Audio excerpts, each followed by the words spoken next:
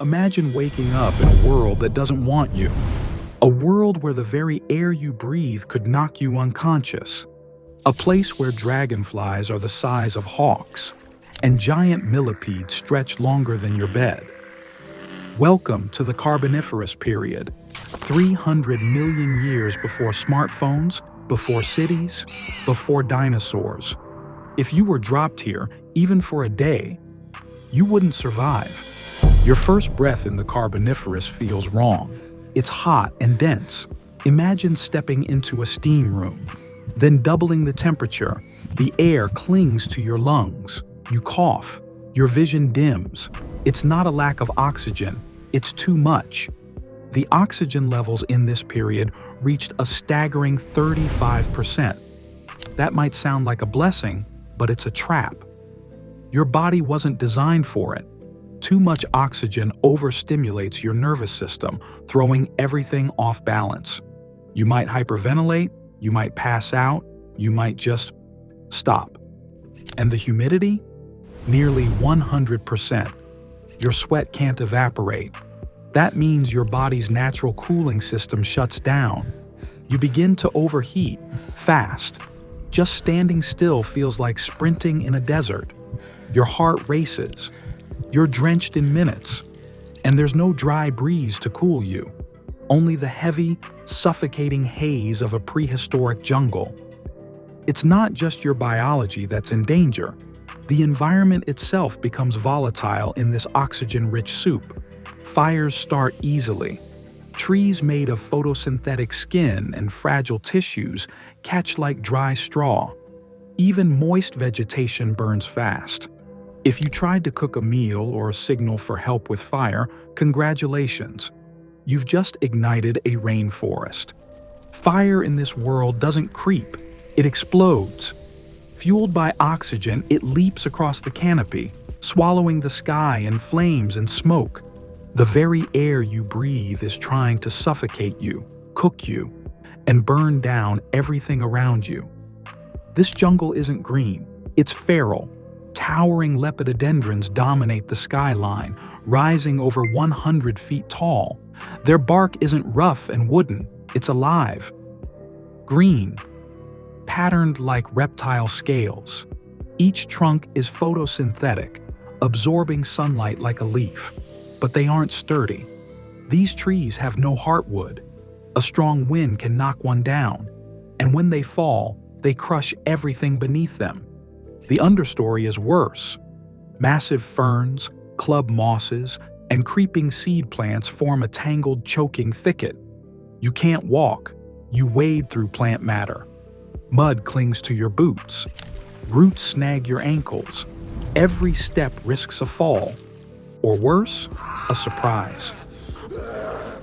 Multicolored fungi sprout from rotting logs.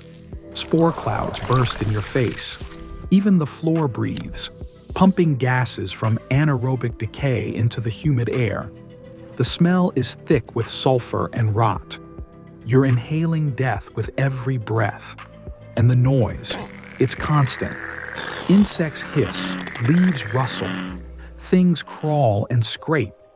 The canopy blocks sunlight, making midday feel like twilight. Shadows move on their own.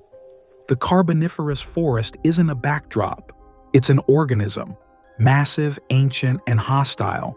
And you're just a fragile intruder. Now the buzzing grows louder. It's not mosquitoes, it's Meganeura, giant dragonflies with wingspans up to 30 inches. They're not curious. They're predators. Their compound eyes see everything, even the twitch of your eyelashes. And when they strike fast. Modern dragonflies top out at 30 miles per hour. Meganeura was faster, meaner, and hungrier. They feed on insects, amphibians, maybe even your fingers. You can't outrun them. You can't outhide them. You can only pray they're not hunting. On the ground, Pulmonoscorpius stalks the brush, a prehistoric scorpion the size of a house cat. Its exoskeleton glistens in the mist. Its pincers twitch with anticipation. Its stinger? loaded with venom strong enough to drop a reptile, or you. And just beneath the leaf litter, the burrowed nightmare waits, Megarachne. Once mistaken for the largest spider ever, it's actually a sea scorpion relative. But semantics won't help when its sharp limbs burst from the ground. You are surrounded, watched, hunted. You're not at the top of the food chain. You're barely even on it. You spot a stream. Relief. No. It's a trap. The water is dark, not muddy, black, full of decayed plant matter and bubbling with methane. This is a carboniferous swamp, and it's deadly. Even if you filter it, the acidity and microbial content would still tear through your system. Drinking it raw? Expect hallucinations, vomiting, or death? But you're thirsty, and the air offers no mercy. Then something stirs. Orthacanthus, a 3-meter-long freshwater shark with a long ribbon-like body and a spine jutting from its skull.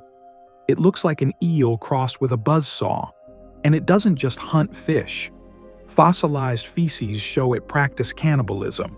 You, a land mammal with soft skin and slow reflexes, don't stand a chance. But it's not alone. From the murky depths, another predator lurks, Crassigyrinus, a twisted amphibian nightmare. With a long body, small limbs, and an enormous jaw full of needle-like teeth, it lived in swamps and rivers, snapping up anything that moved. It looked like a primitive crocodile, but with worse intentions. Fossils suggest it could ambush prey from below with crushing force, and yes, it would absolutely lunge at you. Even the shallows are dangerous. Lurking among the reeds are sea scorpions, like Hibbertopterus, nearly 6 feet long, armored, aggressive, and waiting for vibrations. You are a walking signal flare. And then there are the paleognathids, ancient bony fish covered in razor-sharp scales. Some species had spiny fins and jaws that snapped shut in a blink. Though small, they hunted in packs and could shred soft flesh in seconds. You wouldn't even see them coming. Just a swirl of silver, then blood in the water. This swamp promises hydration. Instead, it offers multiple ways to die. Let's say you survive the bugs, the air, the heat.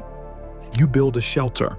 You gather leaves and branches from the collapsed lepidodendron trees, hoping to stay dry. You strike a fire, maybe to cook, maybe to signal, maybe for comfort. But your spark ignites more than wood. In 35% oxygen, fire isn't a tool, it's a monster. It leaps, climbs, explodes. Your campfire becomes an inferno. The trees around you burst into flame. Spores ignite midair. Smoke turns day to night. The heat singes your eyebrows. Your skin blisters. You flee, barefoot, panicked, and coughing.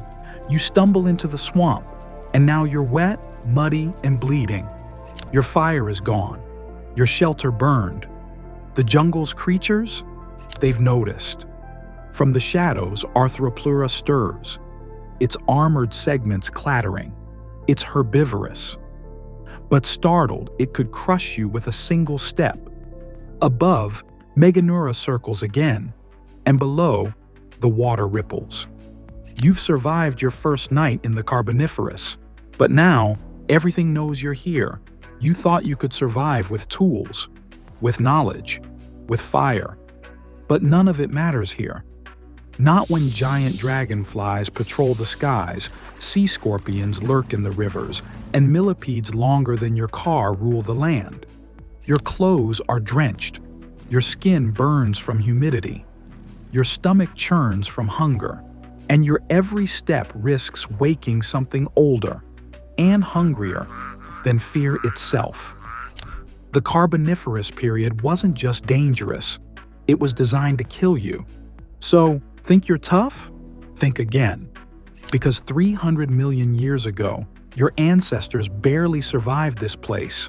You'd last minutes. This isn't a fantasy. It's history. And if you thought the Carboniferous period was bad, wait until you meet the prehistoric bugs that could crush you. They're bigger, meaner, and even more nightmare-inducing. Don't say we didn't warn you. Until next time, on our planet Extinct.